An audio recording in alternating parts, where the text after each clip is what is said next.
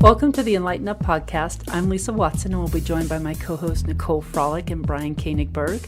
The enLIGHTenUP podcast is a weekly show that provides an unconventional and refreshing spin on spirituality, where three friends and weekly guests share informative, fun, and usually off-the-wall conversations. Unlike others, we provide fringe and skeptical viewpoints on all topics, because our experience has taught us that the echo chamber is a boring place from which to learn. So regardless of where you are in your spiritual journey, we can promise you're going to find a place to fit in here.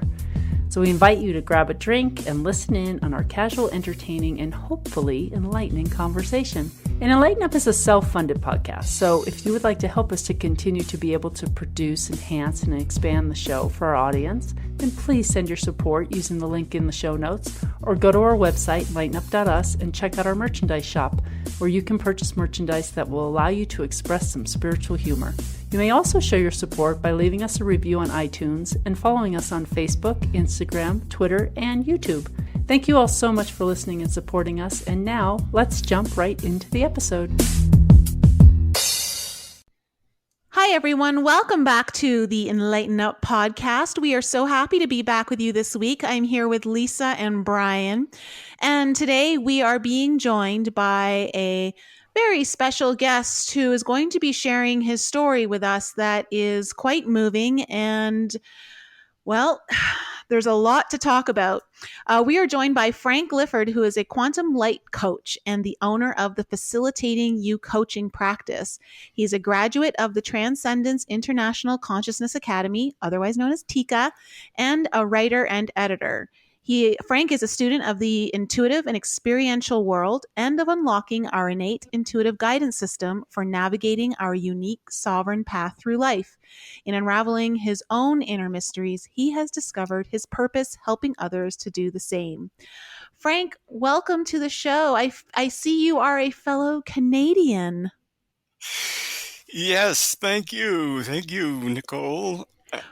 I'm a transplanted Canadian. I do have allegiance to Canada. I spent about a third of my life there. So yeah, on both coasts. Oh, really? Okay. I'm from Toronto Okay. originally. So I've been on either side of you, and I've never lived in Toronto. I've actually lived near Buffalo, New York, so just south of you, which is where I grew up. It's pretty near Toronto. Yeah, it's fairly close. yeah. But I've lived in Alberta, British Columbia, and New Brunswick. Oh, well, all beautiful provinces. And where are you now? Right now, I'm in Kansas City, Missouri. That's Oh. Brian's home state, Yeah, Missouri. I'm from Missouri. I'm from St. Louis. Uh-huh. Right. Exactly. Except Frank isn't so stuck to the show me as much as you are. Because he's in Kansas City. No, but the thing about wisdom is you aren't truly wise until you can demonstrate it, which is all about show me, even if it's just showing yourself. So Frank, I understand you were part of the Heaven's Gate cult for quite some time, from ages 21 to 39. Is that right? Yes, Oh, wow. correct. Yep, 18 years. Wowie. And for our listeners who don't or may not know who the Heaven's Gate cult is, could you tell us a little bit about them and their history? Well, they are notorious. I'll start with the end. For being the largest group suicide on U.S. soil. And that took place in 1997 in San Diego. And at that point in the group's history, really the end of their history, the remaining group leader and 38 of his followers committed suicide with the intention that that would be their mode of ascension to what they believed was the next evolutionary level above human, is what they called it, or the next level for short.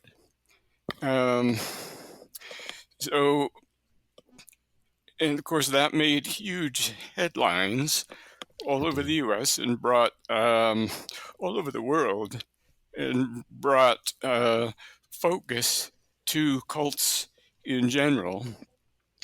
But really, when you look at the cult's beginning, of course, no cult considers itself a cult, but you look at the cult's beginning, and there were two leaders initially.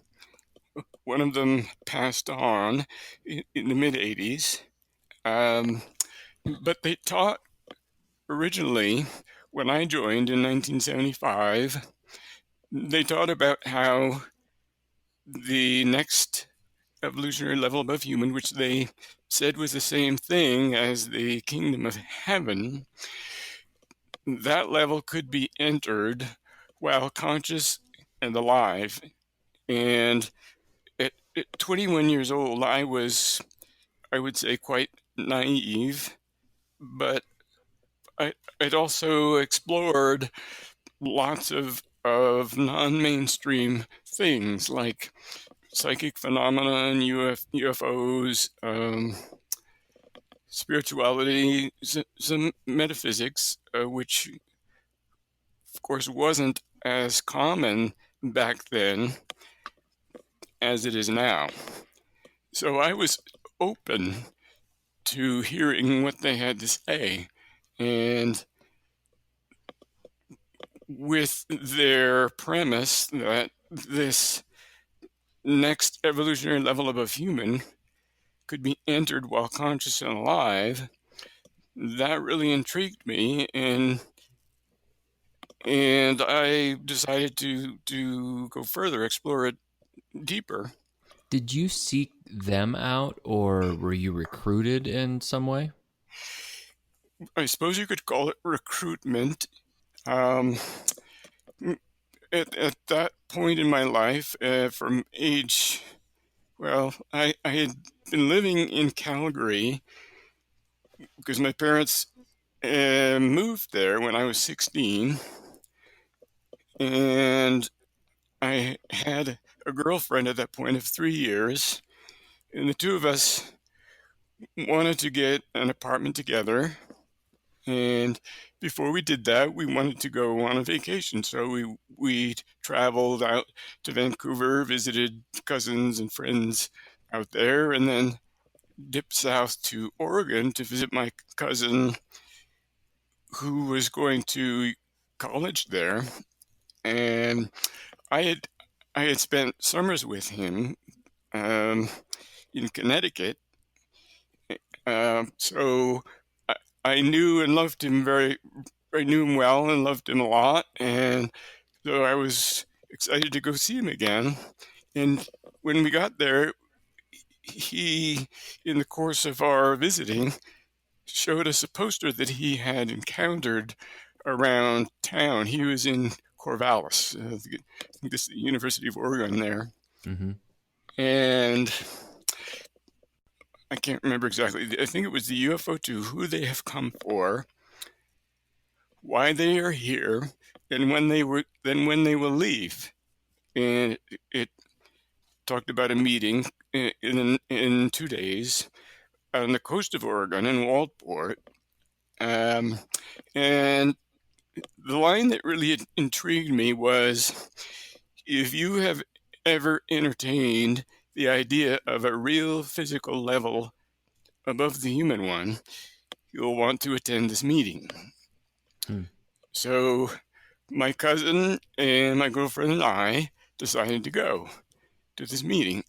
And long story short, we decided to go to a follow-up meeting based on what they talked about at the Worldport meeting.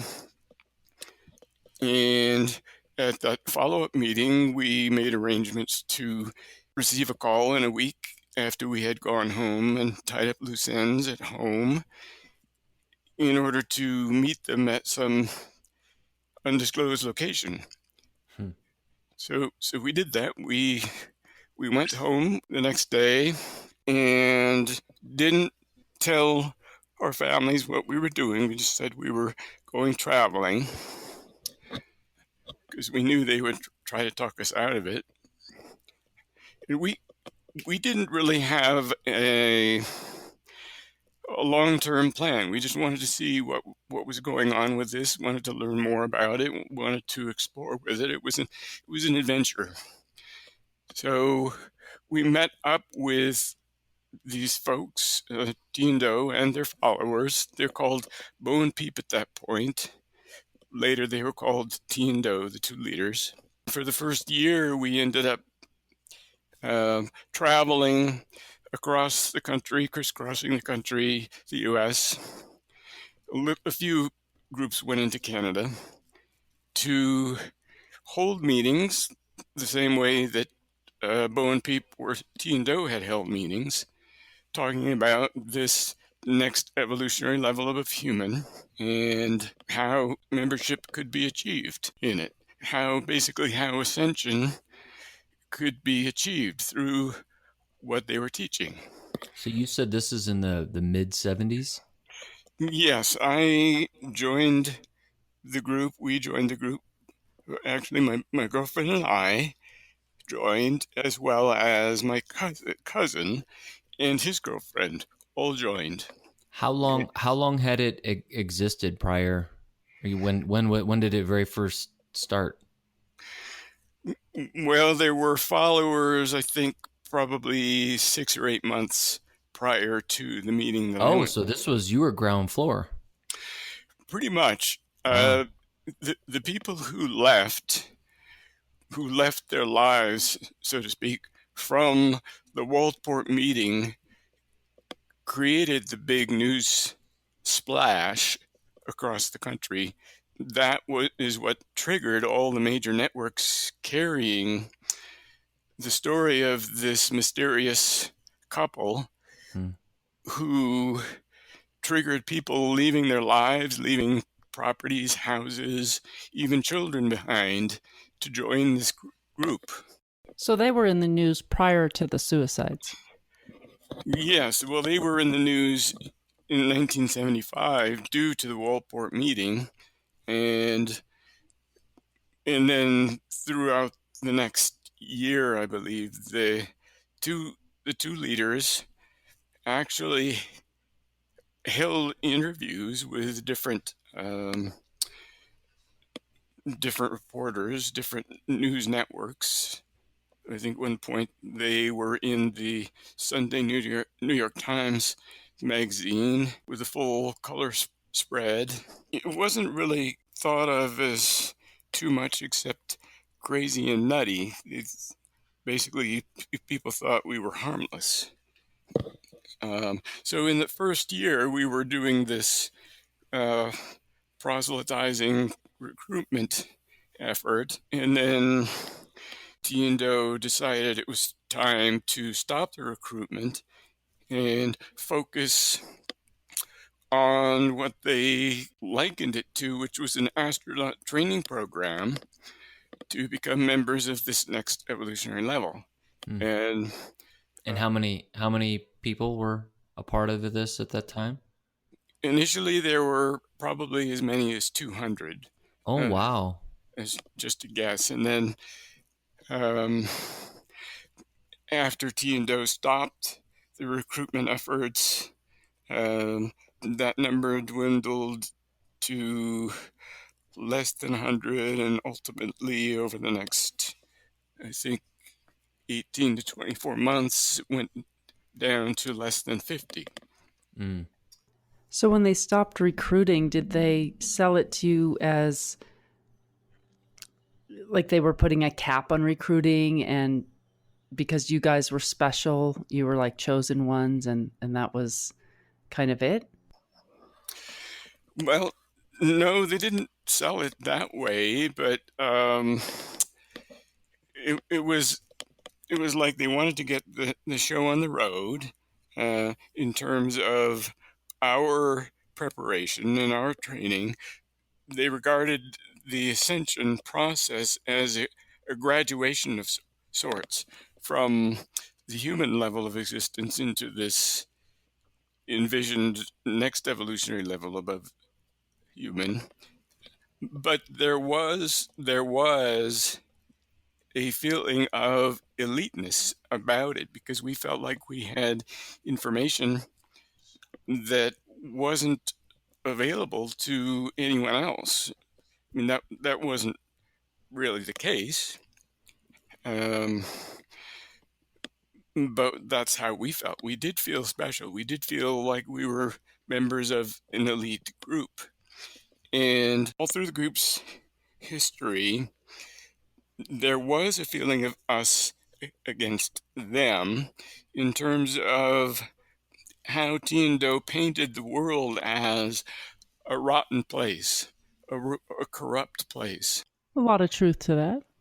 Well, there is, but there was a divisiveness about that approach because, I mean, in what we know from Jessica's teachings and just from our own awareness is that we all have light and dark within us. And yet, we, as many spiritual practices teach, we are all of the same source. We're all of the same God. We're all one. So to me, that was an aspect in which the group was off track.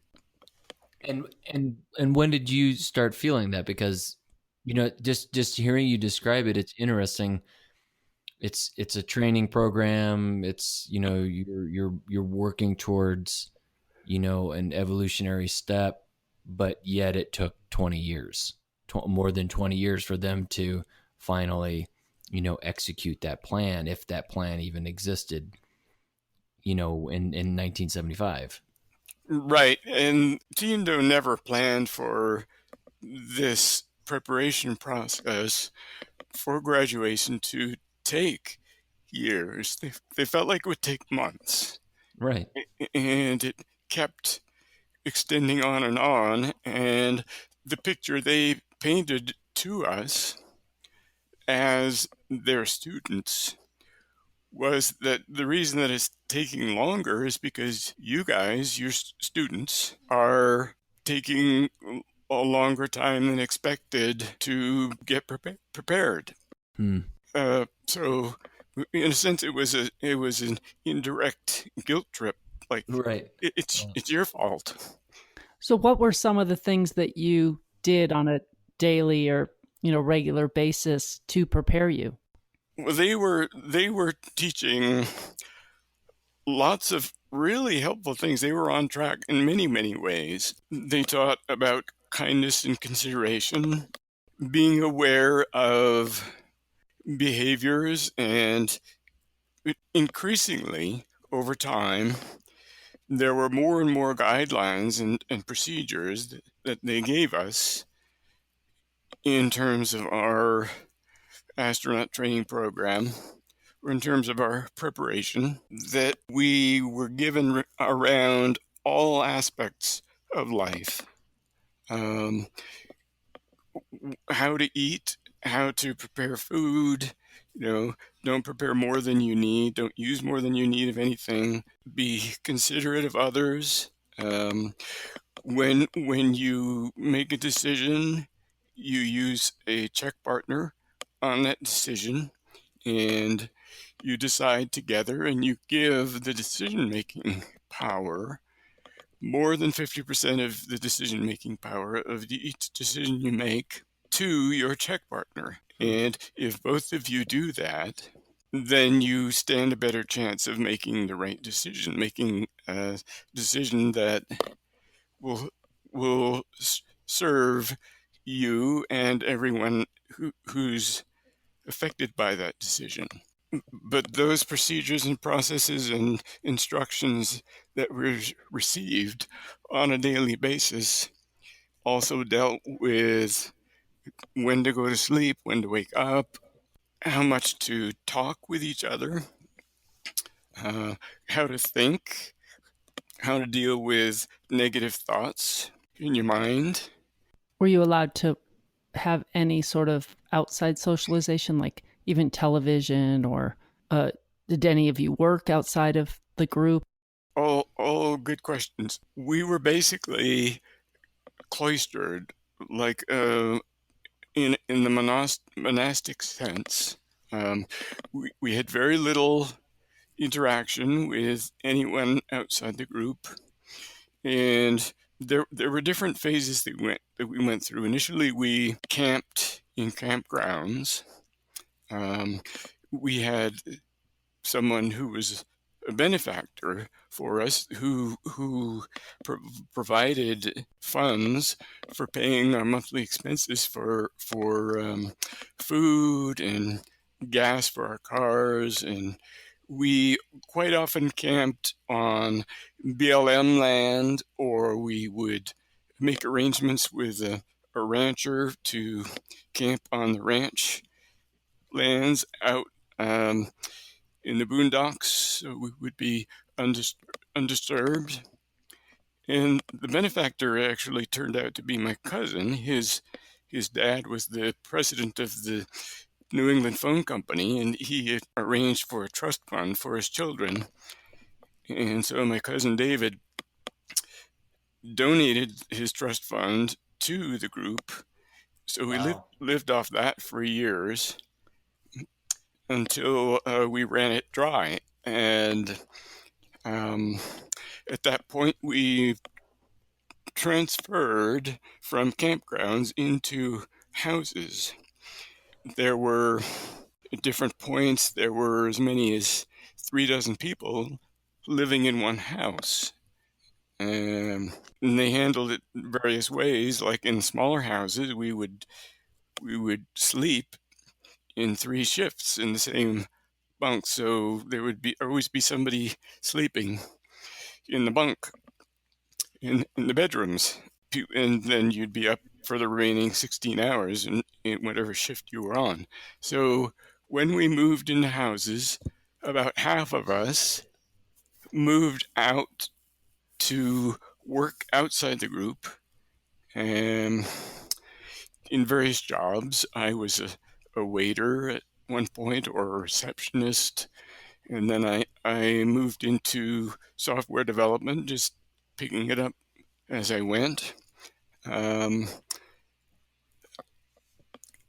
But let's see, you asked about television. We did have certain approved programs that we watched, like The Price is Right was one of them. Of course. We could also watch Star Trek. Oh, nice. And then we had satellite service, so we would watch some of the non-mainstream TV programs about UFOs that were on, back in the late 70s.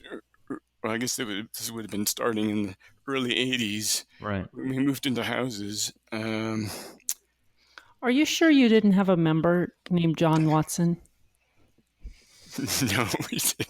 Not that I know of. It's just so up my father's alley. I could so see him joining that. In fact, I'm sure he probably told me about it when I was a kid, like that I should go join with him, but I declined. That would be my guess. Yeah, that would have been smart to decline. So I forget what else you asked. Socialization. When we were working outside the group, we were always incognito. We never let on that we were part of a fringe group. And you guys knew this was, I mean, is fringe even the right word? Well, we knew that it wouldn't be well received. Okay. We felt like we would be interfered with if we were more public about what we were doing. We thought people wouldn't really understand what we were all about, and we actually did have interference. From whom? From neighbors at some of the houses we lived in, primarily because we didn't blend in by any stretch of the imagination. At certain points, we had jumpsuits that we wore, so everybody looked the same in these Oh, jumpsuits. And so the goal of wearing the jumpsuits was that we didn't want to be different. There was right. the Nobody emphasis was different. right. The emphasis was on avoiding uniqueness, and to the point where, like, we were also celibate. We didn't have any sexual relations, and so the goal was to move into a place both in our mental and emotional state of being, as well as how we expressed ourselves, of being androgynous, of not Hmm. relating to being either female or male. And that was the goal. So one of the ways that we acted out according to that goal was to have all the same outfits, Hmm. so that we didn't look male or female. And that included how we cut our hair. We all cut our hair fairly short, so the men and the women both appeared to be the same. And one result of that was when these suicides were found out by the San Diego Police Department, they thought that everyone was male. Oh, wow. And that's how the story broke over the radio. That's how I heard it. And yet I knew that that's likely that was the group that I was a part of. So what went through your mind at that time? When you heard it on the radio or the TV, and you thought that, okay, this is, the group I was a part of. What were you thinking at that moment? The first thought was, well, first reaction was chills ran up and down my spine, and I thought, oh, they've gone and done it. They've taken this very drastic step, and it was more of an intuitive response, because there was nothing in the report that described the group accurately, except that they were all dressed the same, Mm. and they had all committed suicide in what seemed to be an orderly manner. And then, as the story continued to develop over the next few hours, they realized they were both men and women. And did you see that coming? Your response was, "Oh, they've gone and done it." So it makes me wonder if did you see that as a future possibility, and did that lead to your leaving the group? Yes, it played a big part. Just before I left, we were in Phoenix, Arizona. We were in a fairly large house. It was like 10,000 square feet, doing our thing, doing our very regimentalized schedule of eating, sleeping, whatnot. And we moved around quite a bit. So, like every 6 months to 3 years, we would move, even if it Really? was just to a different neighborhood in the same city. Usually it wasn't. Usually it was to a different city. So earlier in 1993, the Branch Davidian group, Right. In Waco. right, that fiasco happened, and the compound of the Branch Davidians burned to the ground, besieged by the alcohol, tobacco, and firearms Mm-hmm. arm of the government. And they had known how to use firearms and had been in gun battles leading up to that. And that whole episode impacted Doe deeply, because he was always searching for how we might actually ascend after all these years. And let me just go back for a second to I think it was 1985 when T, who was Doe's teacher, and together T and Doe were our teachers. T was the woman, Doe was the man. T actually died of liver cancer, and that impacted all of us, but probably more than anyone else, it impacted Doe very deeply because T was Doe's check partner, T was Doe's confidant, his co-teacher. And their relationship wasn't sexual, it was platonic. But that, from my point of view, influenced and impacted Doe in a negative way. And to me, he became more controlling, more neurotic, let's say, from that point onward. And to me, there was a devolution. It devolved even more over time, to the point where he then, when Waco occurred, was considering taking drastic steps. So at that point, I remember him bringing the group together. They called it a classroom. So he brought the class together and posed to them the possibility that maybe we should take up firearms, learn to use them, not as a way of causing an armed conflict with anyone, but as a way of triggering the authorities to do us in, which was a huge red flag for me.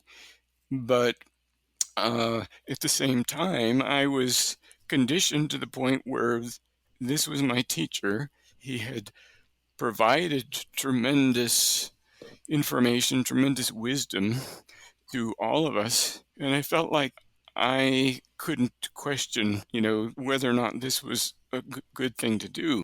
Well, I was going to say that when you mentioned that you needed to have a check partner who would be responsible for more than 50% of the decision, that really creates two things. It creates a very codependent relationship where you don't have any sovereignty over your own self.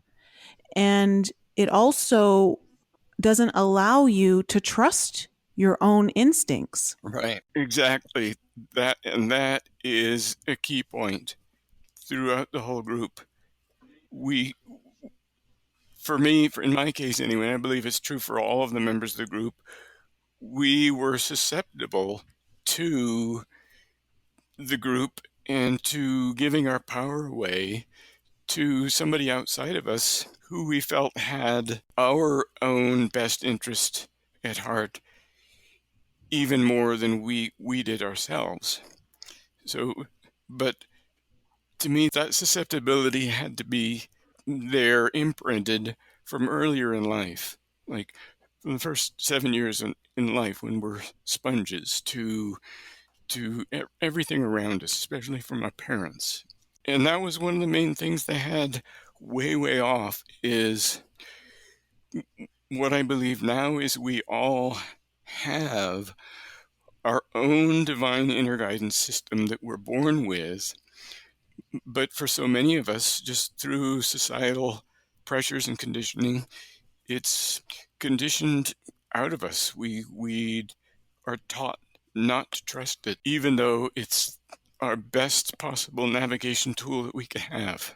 So, yeah, I'm glad you brought that up. I mean, that is the one primary thing that they had really off. Well, yeah, and it prevents a lot of people from leaving the group as well, because I would think that if you were to ever finally leave, it would create such a scary kind of internal environment for yourself on how you ever make your choices going on without your check partner. Right, without your check partner or your older member or your teacher. Yeah. And plus, they continually,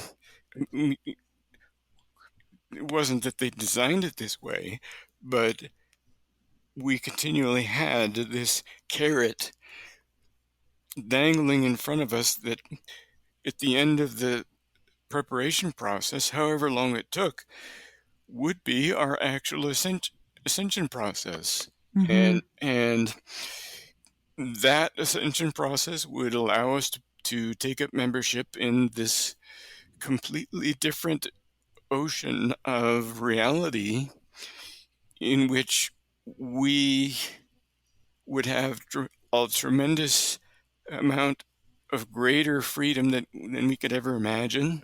And we would be the gardeners tending the garden that they called Earth, a garden of souls, and we would be in positions of responsibility, which is one reason why the training was so stringent.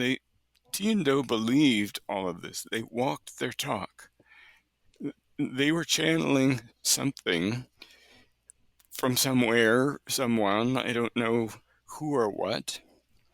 If I had to guess now, I would say it was from a more hierarchical mindset, similar to how the reptilian races, alien races are characterized. But I don't know that. And that's just my sense. Did your cousin and your girlfriends stay in the group? Yes, my girlfriend, my cousin, and my cousin's girlfriend all remained to the end and committed suicide with everybody. Wow. Oh, wow. I've been wanting to ask you, your family, at any point before you started to get the really big red flag, like the first one, were they ever concerned, or did they know enough about what was going on that they started to question, or did it create any sort of tension or strife with the family? Yeah, that's a good question. So we did, like, as I mentioned, we didn't have a lot of outside interaction, socially or otherwise, except to, do grocery shopping or do laundry or whatever. When we were in campgrounds, we had laundry trips. And that being cloistered and separate included not having a lot of communication with our families. And that did cause upset with family members, to the point where one of the families of one of the members decided to create a family network and somehow made connections with, somehow found other families, and T and Do were worried that the activities of this family network group, would cause interference in our preparation process. So in the mid 80s, I think twice, we had, well, before even that, we would occasionally send postcards back to our families with minimal messages saying, we're fine, we're doing what we want to do. But that, of course, didn't satisfy their desire to connect with us and want to know more about what we were doing, because we didn't tell them. And so it was getting to the point where they were hiring, some members from families were hiring private investigators to try to track us down. And my cousin David, whose dad was the president of the New England Phone Company, got the FBI on our trail. And so we knew we needed to do something to appease their curiosity. So we did a couple of different visits over like a 2 or 3 year period back to our families, just so they could see that we were healthy and fine. And the goal was to also assure them that we weren't brainwashed, but I don't think we succeeded with that. But we did have visits back to them on 2 occasions, and but of course that didn't really help. They were glad for the visits, but it appeased them somewhat, but they also didn't have enough information to satisfy their desire for connection with their loved ones. Right. So I forgot what else you asked. No, that was it. I was just wondering, because when do you get to the point where you start to really, like, I know you've had, like, once they started talking about bringing firearms into the compound and learning how to operate guns and shoot guns, that was a bit of a red flag for you. But when did you really start to come to an awareness that was starting to override the strength? Conditioning. Right. Well, I worked outside the group. I think about a year prior to when I left. I left August of 93. And about a year before that, I worked for a woman in Phoenix who was a fairly new entrepreneur. She had a software development company doing business software, and I knew the kind of development that she needed. And I worked for a competitor of hers who was a terrible business person, terrible customer relationship practices. So I was interested in finding another job. So I found her advertisement, and she hired me right away. I was her first employee, and she gave me tremendous creative reign in terms of how I designed the software that I worked on. And when things went right and we had happy clients, which was a common occurrence, she gave me full credit. So I get emotional thinking about it because she was such an affirming employer, and we're still friends to this day.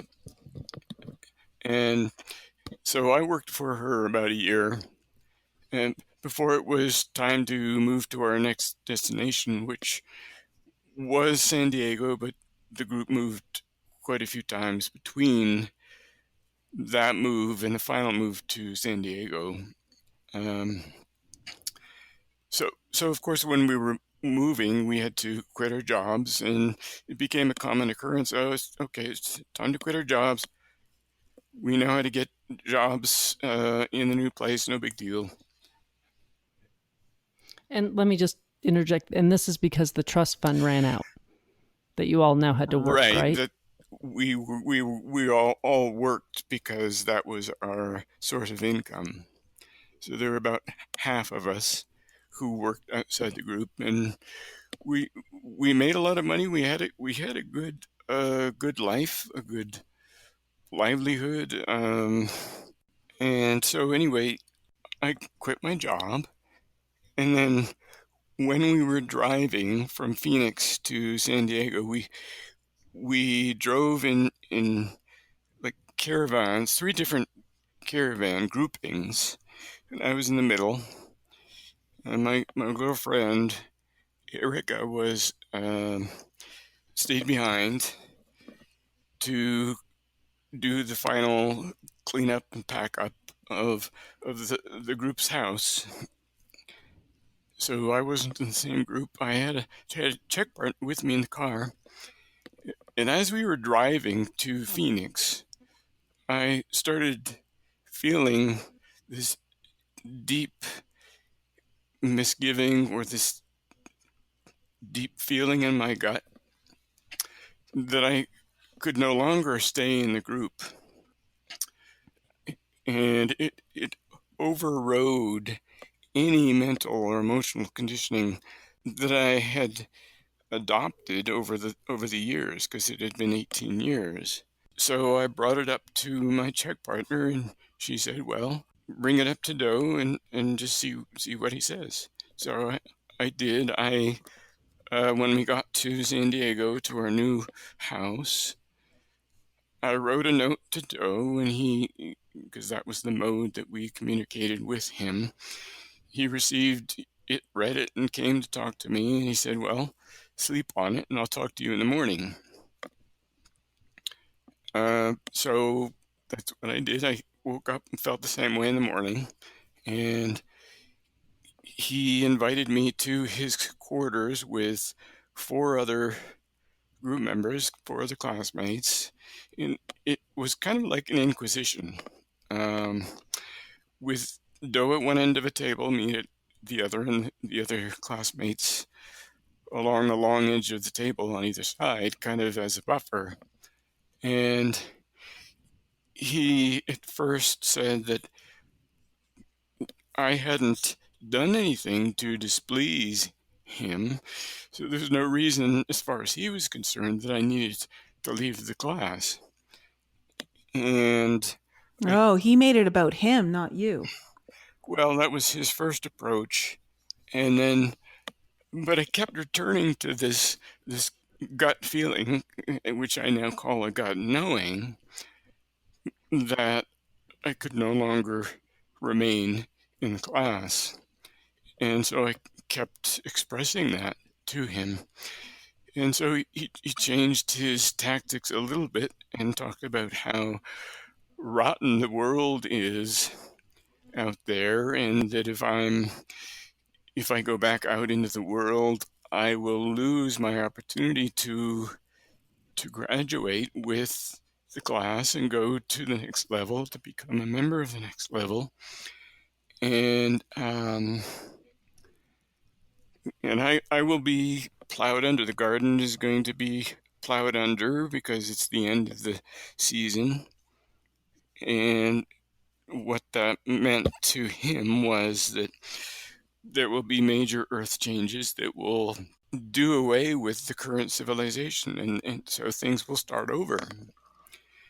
That was his view.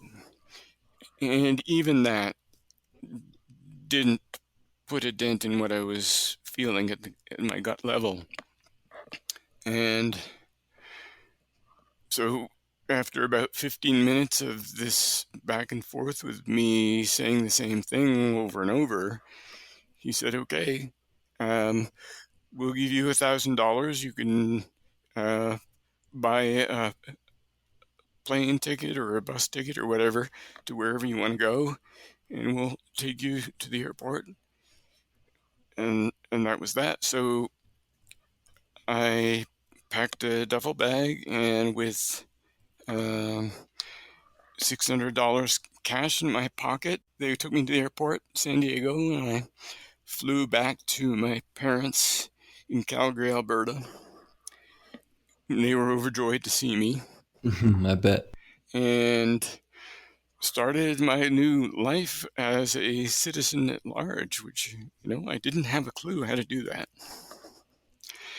because I had been in this cloistered group for 18 years. And that's all I had known. Wow, this is incredible. So that was in 1993. And I can remember circling above the San Diego harbor. It was a bright sunny day. The plane was on its way to LAX, where I changed planes to Calgary. And I remember feeling higher than a kite. I was just so elated. I felt so free. And so I felt like I had made the right choice. That's how I felt when I got a divorce. Right. I can relate. It was my divorce from the cult. Mm-hmm. Exactly. Sure, it's probably a very freedom. similar feeling I mean, and process. And I don't really say that in jest. I mean it. It's just like, wow, I'm now free to do what I want to do. And in the ensuing years from that point, from 1993, I went through all kinds of dark nights trying to find out how to live. First of all, how to adjust to life at large. One thing I did have was a way to make money. I had a skill that I could use. It was software development, so that was in high demand. So I never lacked for income, but I didn't have a social life. I didn't know how to have a social life. So I dove into work. I was a workaholic. Right. But I also ended up exploring lots and lots of things. I had a stutter. I still have the remnants of it, uh, which developed probably in the late 80s as a symptom of the amount of suppression that I was doing to myself in order to fit in to the guidelines and the requirements of the group. Hmm. We weren't really allowed to be creative or unique at all. And that's one thing I forgot to mention. I was going to mention that with the employer that I worked for the last year in the group, because of her her acknowledgement of my creative contributions to her business and to her clients, I felt safe to express myself authentically, and to express myself creative. I felt safe to be me in that setting. And then contrast that with coming back to the group setting every evening and on the weekends, in which everyone was a cog in the wheel of for the greater good. I don't know if anybody's watched Star Trek, but there's one alien society called the Borg, in which they're all plugged into the central computer. And you will be assimilated. Exactly, you will be assimilated, and resistance is futile. And Doe, the leader of the group, loved that metaphor. He thought that was the greatest thing, that all of these members of this society were cogs in the wheel, and the society ran wonderfully smoothly. And yet, there was no uniqueness allowed, no creativity allowed. And that is a huge part of our lives. That's a huge part of why we're here, is to express our uniqueness, to express our creativity. Right. So where were we? I forgot. Oh, I was talking about acclimating to being a citizen at large, and the fact that I had this stutter was a huge inner conflict to me. How do I release this? So I sought out help from counselors, normal mainstream counseling. I went to shamans of various stripes, whether it's East Indian or Native American. I went to all kinds of personal development gurus. All of them helped a little bit or temporarily, but didn't get to the core of what was going on internally. So I was on this search for not just how to live in the world, but how to understand the story behind the story. I always was interested in the story behind the story, realizing that there was more to life than what we were presented with on a daily basis through normal mainstream channels. And ultimately, I found personal coaches who helped more than anyone ever had. And my third coach was Jessica Ahlstrom, which I think all three of you know about. Yes. She's been on our show a couple times. Right, and she has been my most profound coach ever. I'm so grateful for her. I second that. So that kind of that's the high points. I'm sure I could talk for hours and hours and hours. And I do have a book started. I started writing a book in Oh, wow. 2015. Great.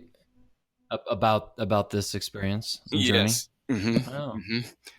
And I have a publisher lined up for it, but I just need to finish the book. Every time I revisit the book, if it's been a couple months or 6 months, I feel like I have to rewrite half of it because of how much my viewpoint of life and myself has changed. But the publisher agrees that I just need to get it out the door. I think Yeah. that would be very well received. So I would encourage you to. And having the publisher is the harder part, to believe it or not. A lot of people write books, but they can't get the publisher. So you're ahead of the curve. You're doing pretty good. Right. I'm really happy with this publisher because she, the normal royalty level is like something like 5 to 7%, and this one will do all my marketing for me. She's very adept at marketing through social media and whatnot, ongoing, not just an initial blast. And her royalty level is 25%. So, plus I really like her. She's really just a good person, and so I can't wait to finish the book. Oh, good. Yeah. You have to sell a lot of books to get even a little bit of money. Right.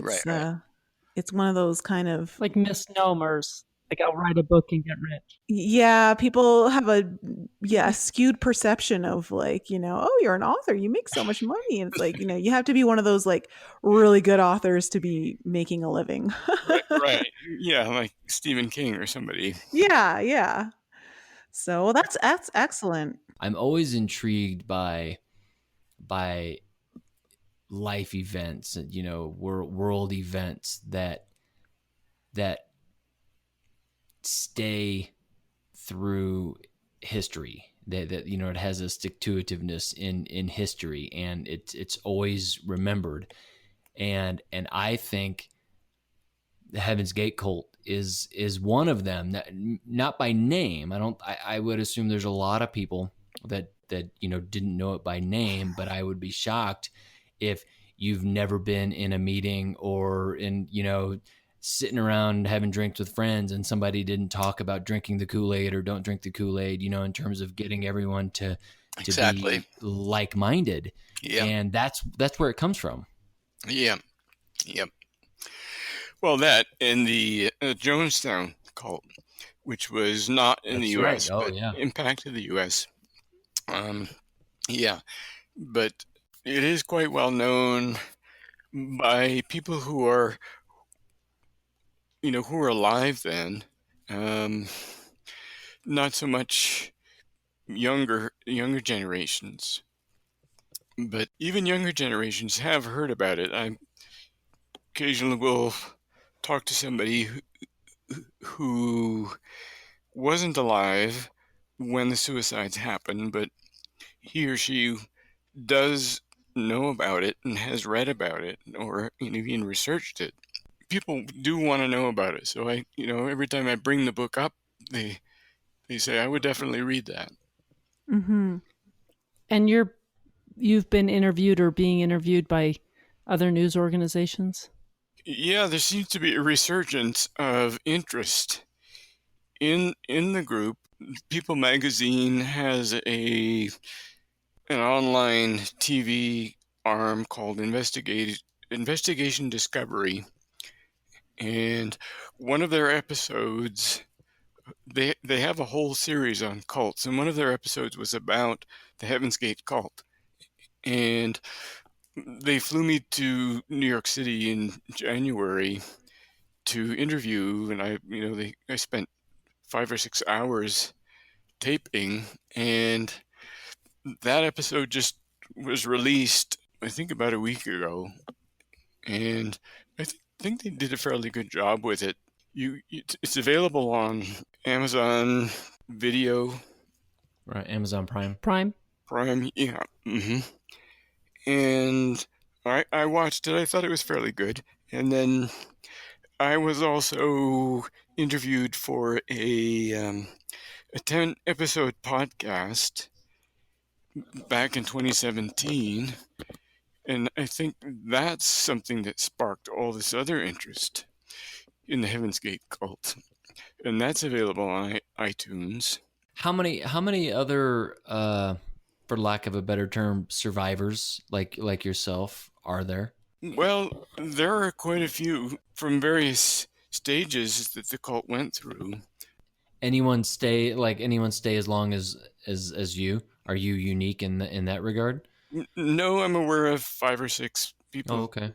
who left either within a year before or a year or two afterwards. Okay. I don't stay in touch with too many of them very much. We've kind of all gone our separate ways. Some have intentionally pushed away anyone related with the Heaven's Gate cult because they wanted to get on with their lives. And but in my view, they were resisting dealing with inner conflict that remains, so they're in effect shackled by that experience until they face it. What I'm just curious, Frank, because one of the difficult parts of navigating the ascension process, or when you start to open up to the things of the spiritual nature, is that there's so much out there to be learned, and it can be really exciting at times, which is a big allure, but it can also be very overwhelming of understanding what is true and what is not true.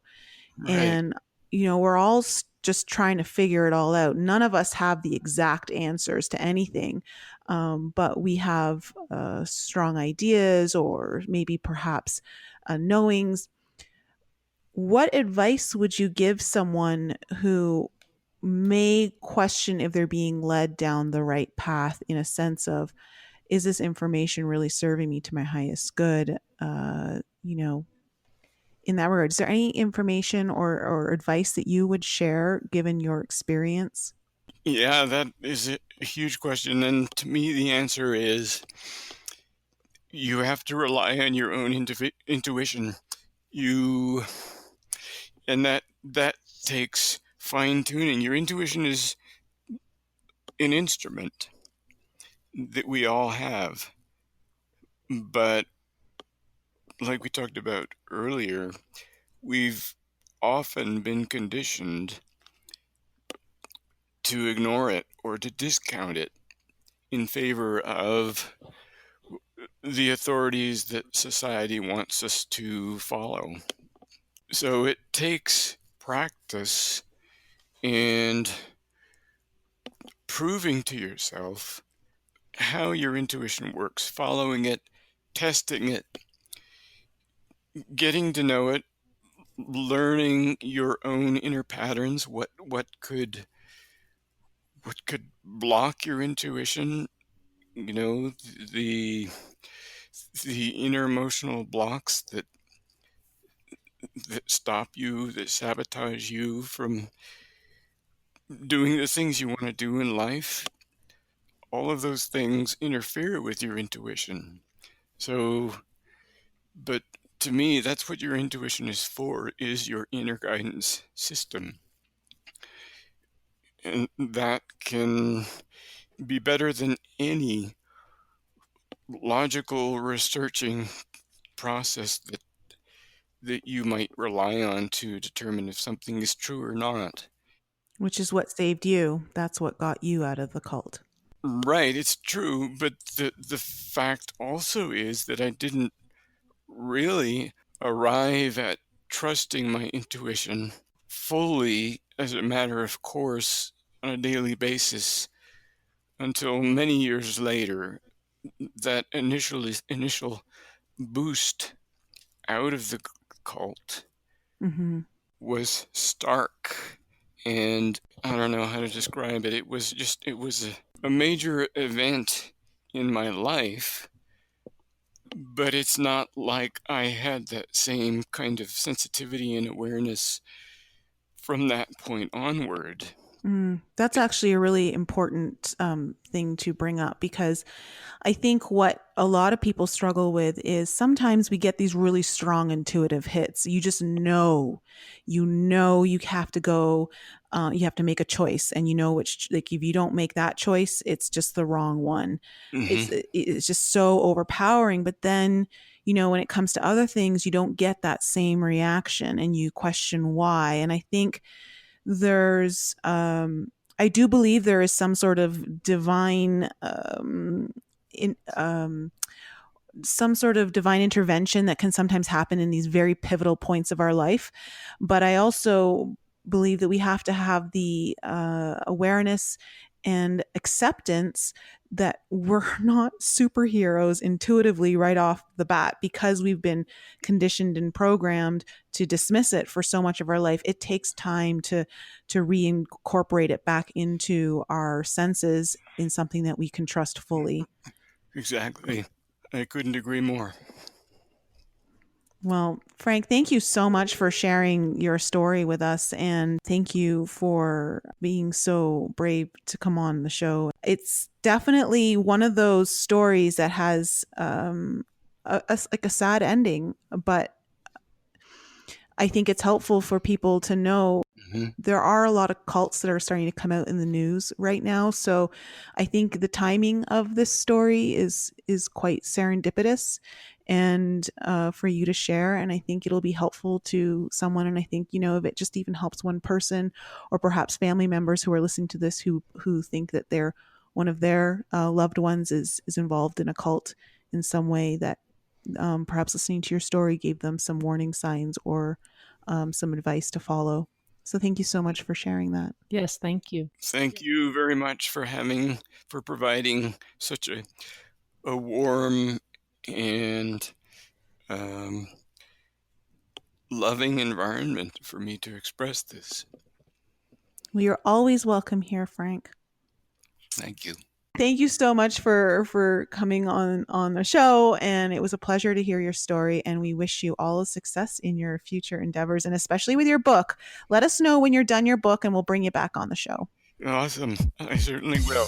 Okay. All right. And to our audience, thank you so much for joining us, and we will be back with you guys all again next week. Bye. Bye. Bye. Thank you all for joining our show. We appreciate you tuning in and supporting us. If any of you have any questions you would like answered on the show, or any guests that you would like to hear on our show, please email that information to us at info@enlightenup.us, or send us a voice message using the Anchor app. There's a super cool feature on there that allows you to send us a message or ask us a question with a touch of a button right from the app. And please continue to support us by following us on Facebook, Instagram, Twitter, and YouTube.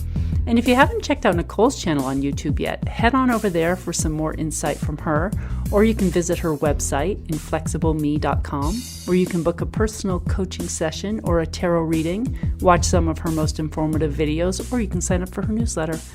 And if you're interested in some light language healing, head to my YouTube channel, Lisa Loves Love, or send me an email to lisa@lisaloveslove.com to inquire about your own personal reading.